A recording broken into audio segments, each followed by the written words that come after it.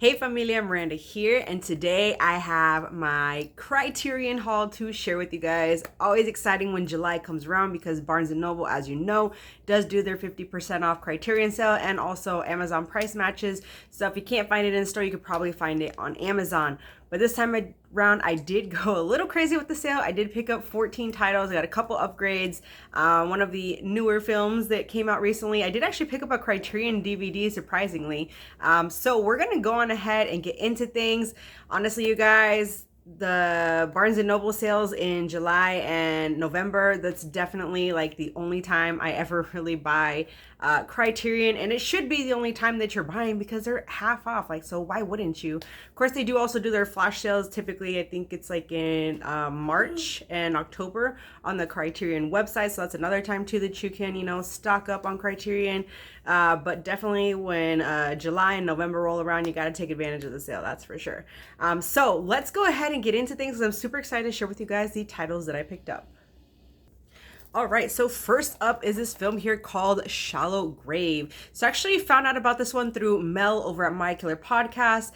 She had recommended this previously in a video that she had done, and I was sold on it. So I finally decided to go ahead and pick it up. It definitely seems like a fun film. But basically you have these three roommates. I guess they take in another roommate, and he overdoses, dies, and ends up leaving a big old bag of cash behind.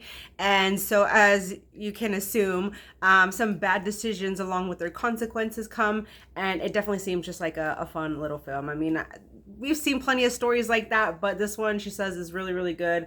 It looks to be like there's some like dark humor and stuff in here, and it's calling it, it says, this stylistically influential tale of guilt and derangement is a full throttle bit of Hitchcockian nastiness.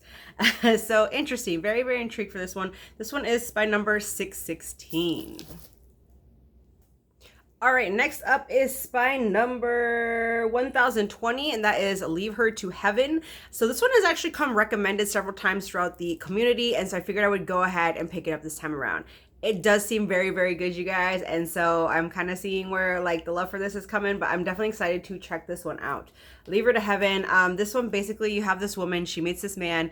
It's kind of like a sudden thing, sudden romance, and they marry and everything, but she kind of turns from being this person that he thought she was into this total like psycho possessive person and whatnot, who will stop at nothing, get anyone out of the way who is trying to get between them, kind of thing. So I'm curious to see how this plays out for sure. It seems very, very good. All right, so I did go ahead and upgrade Election. I'd been wanting to upgrade this one for a while. It's a film that I actually recently watched maybe a year or two ago, and I really, really enjoyed this one. I mean, Matthew Broderick and Reese Witherspoon, they're both just a hoot in here. I really enjoyed the two of them.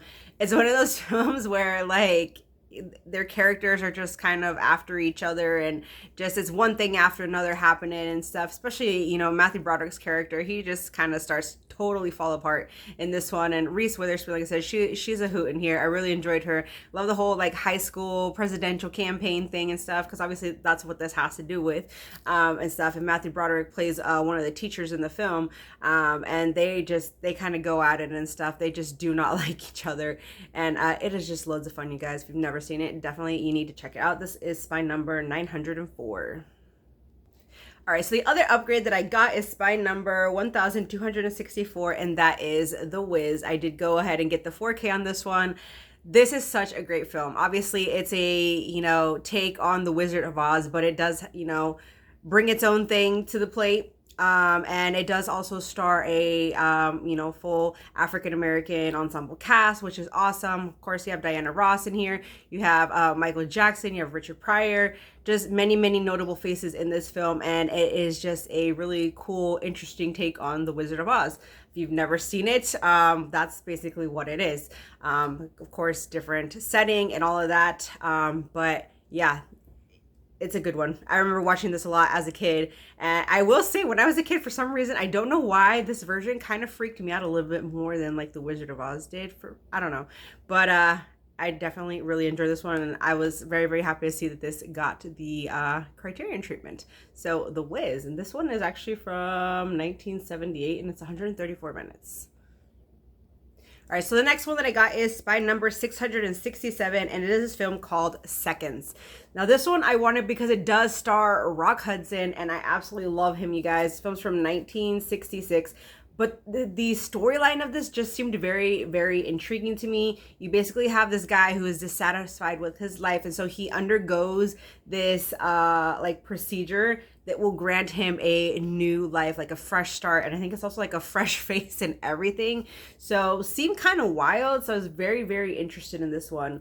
And it's talking here on the back about the like paranoid symphony of canted camera angles, fragmented editing, and layered sound design. So wow, seems pretty cool. So I am looking forward to checking this one out for sure, because this just seems very, very interesting to me.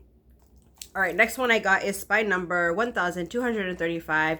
That is the 4K of the film Happiness. I really don't know much on this one, but a lot of people were talking about it, and it did seem just very kind of an odd film, I guess. It seems to be just kind of bizarre. It says one of the most controversial films of the 90s. This is from 1998. It's 140 minutes, you guys. But yeah, there's like a lot of like just misfit people here and stuff. And like I said, I'm not exactly sure what all it's about, but happiness, I mean, I'm assuming that they're probably all trying to find their happiness somehow in some shape or form. But yeah, it just seemed like a really kind of out there sort of film, kind of bizarre. So I wanted to go ahead and check it out. All right, next up is Spy number 1176, and that is Chilly Scenes of Winter. Basically, this one I got because a lot of people were raving about this one back when it was released. And were just saying how good it was, and so I decided to finally just go ahead and pick it up and, you know, see what all the hype is about. I do know that this guy, I guess in that like kind of cabin there is like the girl that he's in love with or something like that, and so I don't know exactly, but it's some sort of like a love story of sorts. So I wanted to go ahead and check it out, and like I said, a lot of people were recommending it back when it was released and everything, and so yeah, looking forward to finally giving it a go. All right, the next one I got here is Spy number 1234, and that is the 4K of All of Us Strangers. I've heard nothing but great things on this film. I wanted to get this one like last November, but when I went to Barnes & Noble, they did not have it in stock, and Amazon had like a crazy, you know, push out ship date and everything, and so I just wasn't able to get it then, but I knew that I was going to get it this sale, so happy to have this one. I'm looking forward to seeing what all the hype is about this one and seeing why it's so great. It is a queer love story, so I mean, I'm always down for films like that. I enjoy those kind of films, and just, you know, one kind of trying to find their self, you know, acceptance, all that kind of stuff. So we have All of Us Strangers. All right, next one here is Spine 563, and that is Something Wild.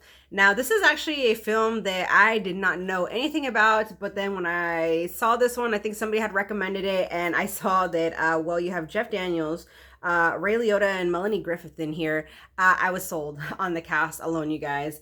But I guess it's like some sort of a kind of one night stand turns road trip kind of thing, and one trying to find, you know, their own self and whatnot. And it just seemed like a really, really good movie, you guys. So I wanted to go ahead and check it out. All right, we got Spy number 1136, and that is Drive My Car. This is from 2021. It's 179 minutes, and it is in Japanese. But this one too, it got a lot of rave and everything, and so I was very, very curious. Seems like an interesting kind of story, and whatnot. So I want to go ahead and you know, see what people were talking about with this one, because it does seem to get a lot of love. All right, so I finally decided to go ahead and pick up Repo Man. Yes, I know it has a 4K, you guys, but honestly, I'm to the point with Criterion and just, you know, in general, not all 4Ks have much of a difference from the Blu-ray. So like, I'm fine with just getting the Blu-ray, because Criterion, whatever the format is, they always put it out in like the best quality possible. So I'm not even concerned about any like difference or anything like that between the Blu-ray and the 4K. So this one is Spy number 654, but this one too gets a lot of talk. I've never seen it, but it definitely seems like, I guess, like an 80s classic, because from 1984, 92 minutes. Obviously, you have Emilio Estevez in here. Let's see, who else, I forget who else was in here. not sure, but yeah, Emilio Estevez, like I said, this one gets a lot of talk, a lot of love, and so I finally decided to just go ahead and pick it up, and see what it's all about. So happy to have this one. I'm digging the packaging. It's really cool packaging, you guys. The artwork, anyways, here like on the front and stuff is one of those kind of like digipacks that slides out and everything. So we got Repo Man. Right, next one is Scanners. This one too has the kind of digipack packaging here. This one is spine number 712. And this one too gets a lot of talk. Thought I'd finally just go ahead and pick it up, see what all the hype is about. All right, and then the kind of newer film that I got, which I'm sure most everybody is probably picking up this round.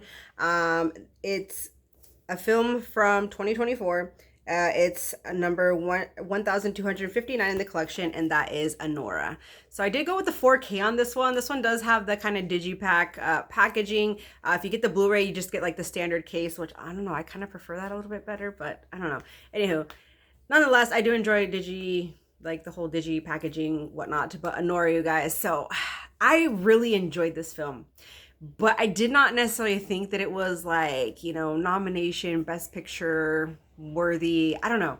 There's just a couple of things in here that I thought were a little bit flawed, but Mickey Madison, like, she was fantastic in here, you guys. I will have to say this is probably my favorite role of hers yet.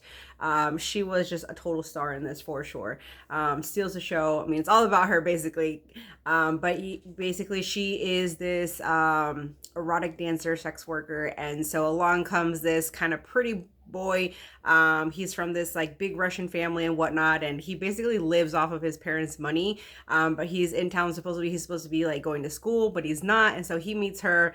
They kind of become infatuated with each other, and he's just pulling out the bills and all of that and whatnot. And so they just so happen to kind of like really fall for each other. They elope and all of this. And I mean, she should have known, you guys. She should have known like what she was getting into, and that the money wasn't even his or anything like that. And so she's kind of getting this fairy tale life that she wants and whatnot. And then the family finds out, and it all just kind of starts to go downhill from there. But there's one particular scene in here that you guys, like, it was so freaking long. Like, they should have shortened it down, because the film it's running on 139 minutes, but that one scene alone, like after the husband kind of leaves the scene, it's just way too long, way too long. And all the screaming, you guys, it just felt a little over the top, unnecessary, kind of got a little annoying.